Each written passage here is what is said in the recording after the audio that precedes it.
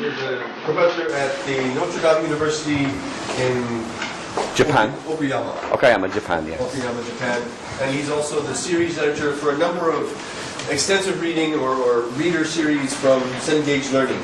And I've seen him present a number of times, and I'm sure you're really going to enjoy this and get a lot of very good information from it. So without any further ado, please help me welcome Professor Waring.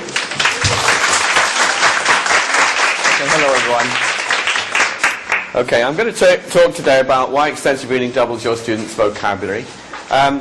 The important thing is, if you look at your handout, does everybody have the handout? The very last slide is the most important one. The last slide, which gives you some links. This presentation is already on the internet for you if you want to download it. The one I'm going to give you is kind of like the heavy version. There's a light version on the web that doesn't have quite so many pictures, which is easier to download and things.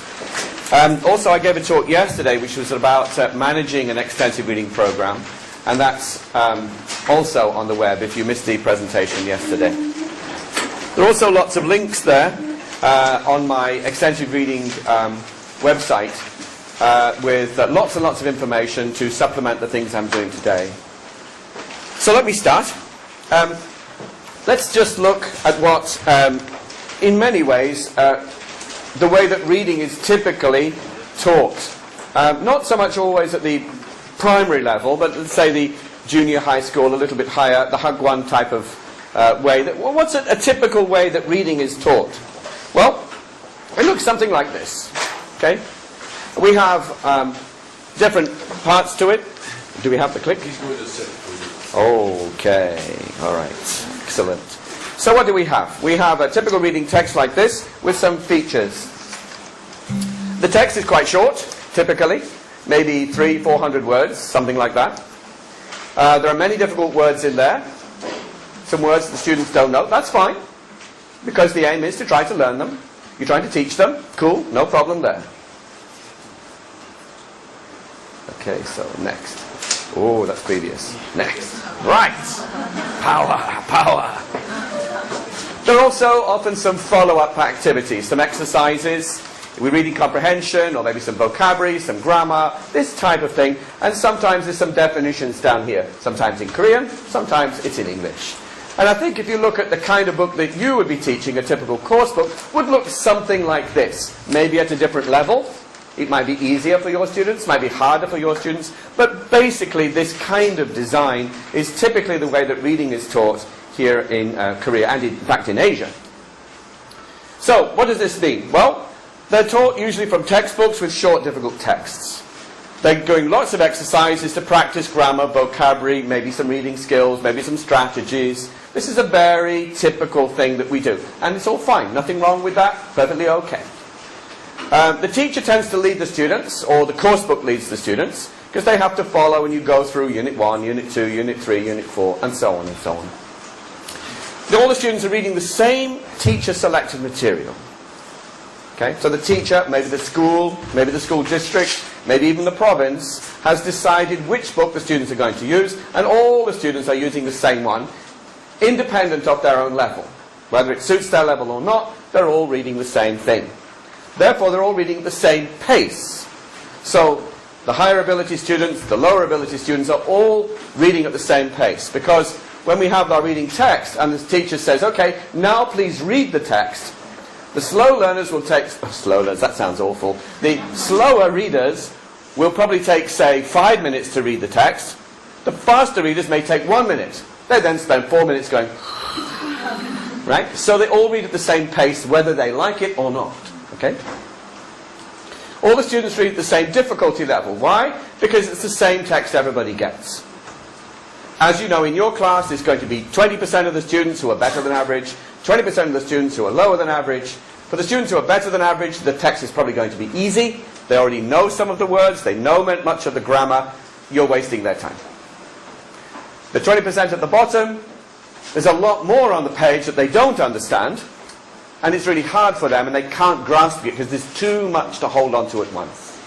So through this design, we've already lost, say, 30 or 40% of our students. We're teaching only in the middle. The text may or may not interest all of the learners. Okay? Not all the students are going to enjoy the same kind of reading, the same kind of topics, and because they all read the same one, if you're lucky, you're going to get a text that they'll be interested in.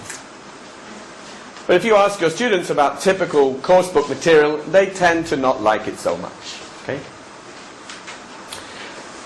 One of the important things to remember about this is it's hard to develop fluent eye movements. That is, moving your eye across the page smoothly and quickly. It's very hard to do this. Why? Because there's lots of speed reading bumps. Yeah? You can think of it as driving along the road, and on the road there's a kind of bump on the road, right? So you're reading, and then bump, and read, and then bump, read, and then bump, right? Or sometimes bump, bump, bump, bump, bump, bump, bump, right? So the thing here is that you can't read quickly, you can't drive quickly if you have so many speed bumps along the way. And reading quickly and reading smoothly is very, very important for developing comprehension ability. When students read faster, they read better. They can see more words, they can see more of the text in one eye movement, which means that they're starting to read at the ideal level of reading. Instead of reading letter by letter by letter by letter, or word by word by word by word, the faster they read more, and they're reading sets of words, a group of words, 2, 3, 4 words together, and they move to the ideal level of reading, where their brain is thinking in ideas rather than thinking in individual words. This leads to higher and better comprehension. So building reading speed is extremely important for students to develop this fluency. Wow, are you okay? Please don't die. Okay, oh dear. Right, move on. So we typically call this intensive reading. Intensive reading. And the key here is in means look inside the text. Look in at the grammar, look in at the vocabulary, look in at the reading skills, and so on. Teacher-led, everybody going the same pace. There's nothing wrong with this. It's perfectly okay. There's nothing wrong with this. It's good because it helps you to teach things, it helps students notice things, help them to notice vocabulary or notice reading skills, and so on and so on. There's nothing wrong with doing this. The question, though, is this developing fluency? And of course, clearly it's not, as I mentioned before, about the speed reading bumps. It's also not really developing the students' fluent reading of longer texts and a whole story. Yes? So it's important that the students have the ability to build their fluent eye movements and comprehend everything. In the difficult text, the students are learning individual words, but maybe that's the time that they will meet it just once or maybe twice in the passage. And we'll look at some data later why that might be a problem.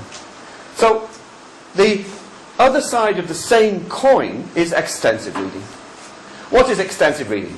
That's extensive reading. Just reading. That's extensive reading. That's extensive reading, or extensive listening.